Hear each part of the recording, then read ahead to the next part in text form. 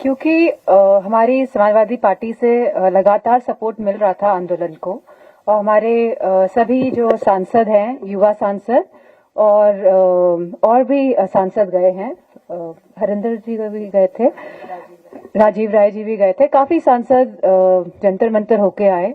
और जब हम सभी वहां गए तो हम एक तरीके से हम सभी सांसद लोग कनेक्टेड फील किए सबसे पहले तो, क्योंकि ये हमें लगा कि हमारे ही बच्चे हैं जो अपने हक और अधिकार के लिए लड़ रहे हैं, और ये कोई किसी भी एंगल से इनको प्रोवोक नहीं किया जा रहा है, कहीं आउटसाइड से सपोर्ट नहीं मिल रहा है। ये जेन्युइन और ऑर्गेनिक बच्चे यहाँ पे अपने बात को रखने के लिए आए हैं। और हम जंतर मंतर गए, हम सोनम वांगचुक जी से मिले, लेकिन जिस तरह मैं समझती हूँ सोनम वांगचुक जी को वहां से उठाया गया सफेद कपड़ों में लिपटा कर, जैसे कि कोई लाश को ले जा रहे हैं, तो जो वो सेंटिमेंट था, मैं समझती हूँ उससे सभी को आहत पहुंची, चाहे बच्चे हों चाहे बुजुर्ग हों। सभी इस बात से बड़े विचलित हुए कि जिस तरह सोनम वांगचुक जी को, जो सत्याग्रह के रास्ते पे चल रहे थे और जो भूख हड़ताल पे थे, और मैं समझती हूँ कि हम सभी कहीं ना कहीं इस बात से बहुत ही भावुक भी हुए, और इसीलिए हम सबने ठान लिया था कि 20 तारीख को हम इस आंदोलन में जरूर हिस्सा बनेंगे। लेकिन क्योंकि ऑपोजिशन पार्टी सब एक मत होती है और कई ऑपोजिशन पार्टी इस मत के लिए नहीं थी, लेकिन हम धन्यवाद देंगे अपने राष्ट्रीय अध्यक्ष जी का, जिन्होंने हमें परमिशन दी।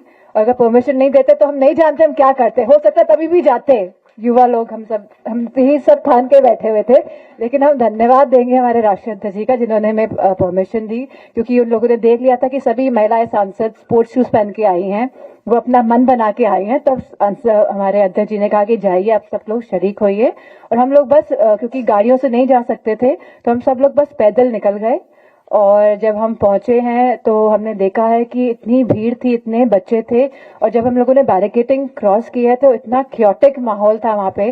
कहीं पे बच्चों को लाठियों से मारा जा रहा था, कहीं पे करंट दिया जा रहा था, कहीं पे बच्चों के सर से खून निकल रहा था। और जाहिर सी बात है कि एक माँ होने के कारण और एक इंसान होने के कारण, हम ह्यूमन बीइंग्स हैं ना, तो कुछ ह्यूमैनिटी, कुछ कंपैशन तो हम सभी के अंदर है। तो इसीलिए हम चाहते तो हम वापस आ सकते थे, लेकिन हम लोग वहां पे डटे रहे, वहां पे रुके रहे। और हम लोग मैं समझती हूँ जब बैरिकेडिंग में फंस गए थे तो कई युवा सांसद हमारे जो मेल्स हैं वो बैरिकेडिंग को कूद के फान के चले गए उस तरफ। और पीछे क्योंकि बैरिकेडिंग पुलिस ने लगा रखी थी और बच्चे ना आगे जा पा रहे थे ना पीछे आ पा रहे थे, और वहीं पे बच्चों को लाठियां बजाई जा रही थी और इतना उमस और इतना घुटन जैसा माहौल था। लेकिन उसके बावजूद भी जो हौसला बच्चों ने दिखाया उस दिन, मैं नहीं समझती। जिस तरह जो इस सत्ता के जो लोग हैं, जो घमंड में, जिस तरह घमंड को चूर करने का कहीं ना कहीं सभी बच्चों ने जो कार्य किया है, हम सभी उनको धन्यवाद देते हैं और उनको सलाम करते हैं। और मेरा मानना है क्योंकि हम सब महिलाएं थी, चाहे पुरुष हो, कोई भी हो, इस तरह का वातावरण देखे किसका दिल नहीं पसीजेगा। We could feel the pain basically, because इतने बच्चे मतलब घबराए हुए थे, बेटियां इतनी चिल्लाती हुई अंदर आ रही थी कि हमारे कपड़े फाड़ दिए गए और न जाने क्या क्या हुआ, करंट लगाया गया, बच्चे बता रहे थे हमको। तो हमारा बिल्कुल भी ये मन नहीं हुआ कि हम इनको कहीं भी छोड़ के जाए। हम उनको एम्बुलेंस की सेवा पहुंचाने का कार्य करें। वहां से हम अधिकारियों से बात कर रहे थे कि एम्बुलेंस में ड्राइवर्स नहीं है तो आप ड्राइवर्स दीजिए जिससे कि बच्चों को हॉस्पिटल लेके जाया जा सके। तो मैं समझती हूँ अपने आप में इस आंदोलन ने हमें भी कहीं ना कहीं बहुत शक्ति देने का कार्य किया है, क्योंकि बच्चों का जो पूरा जो एटमॉस्फेयर था और जो मतलब डरे नहीं और जो लड़े, और जो मैं समझती हूँ कहीं ना कहीं सरकार को जिन्होंने एक तरीके से एक एग्जाम्पल दिया कि कोई भी इस सरकार के विरुद्ध लड़ सकता है।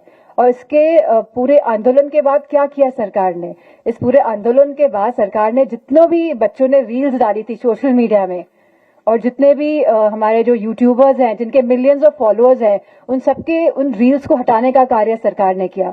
सरकार ये जान गई कहीं ना कहीं वो इन बच्चों के हाथों से हारी है सरकार।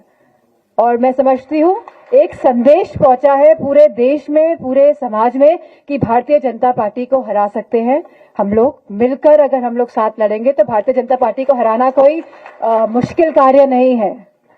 तो मैं समझती हूँ कि ये आंदोलन एक तरीके से संजीवनी बूटी साबित हुआ है इस पूरे भारतवर्ष के लिए। Thank you.